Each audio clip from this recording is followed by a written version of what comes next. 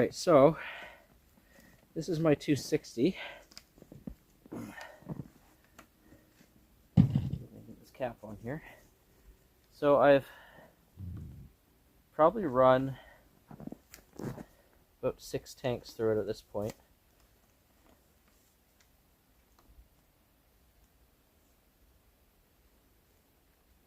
There we go. Put about 6 tanks through it since, oh shit, gas cap on, since I bought it, so it should be pretty well broken in. As you recall from my other video, it didn't have much power when I first started it, so I'm hoping the break-in will give us a better indicator. I'm going to run it against the sup mix there, because that's only about 5 cc's higher than the 260. So start this thing up, we'll let it warm up. That one's already warm.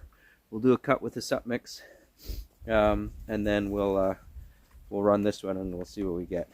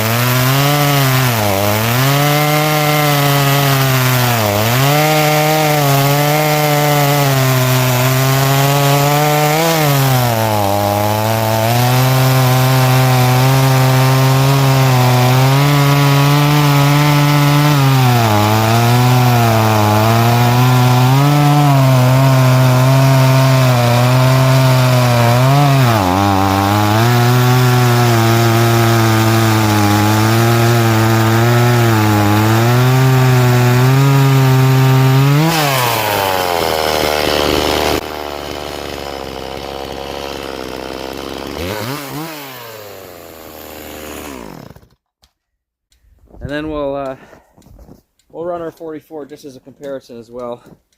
I just sharpened this chain last night. Gotta warm this up. So we'll see how she does.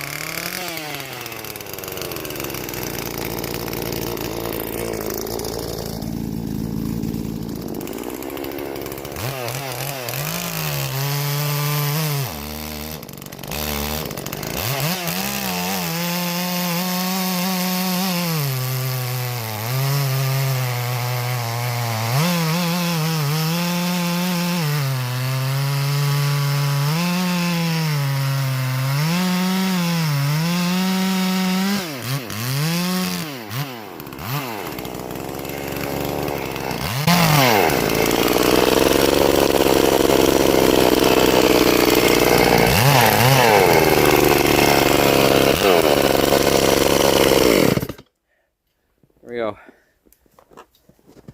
71 cc, 55 cc, 50 cc. So even after break-in, the 260 is still quite a bit underpowered compared to my sup mix, which isn't that much bigger of an engine than the 260 is.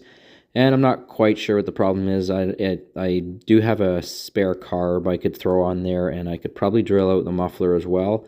And beyond that, possibly a base gasket delete, but to be honest, I'm probably not going to bother with any of that. The 260 is, I'm not going for total power with it. It's never going to be a, big firewood saw or something I'm going to do any production cutting with. It's just really more of a limbing saw and, something to mess around with in smaller wood.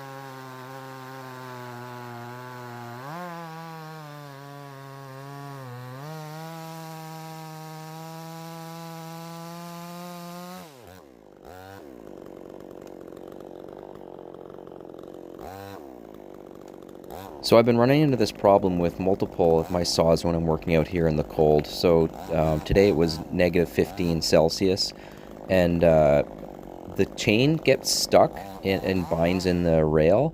And I think what's happening is the bar gets some moisture on it from the snow or from the wood or whatever, and then when the saw sits for a minute, that all that moisture freezes into ice and it binds the saw up. It creates a mix of sawdust and oil and water that ends up freezing into ice and makes this like solid glue mixture, and it binds the saw up. And I was able to get it unstuck here with this saw, but oftentimes with my G44 I have to take the saw chain completely off and clean it up and work it out and then put it back on again. It's just, I've had cases where it just doesn't get unstuck at all unless I take the whole thing apart. And I'm curious if anybody else has that problem when they're working out in the snow in extreme temperatures.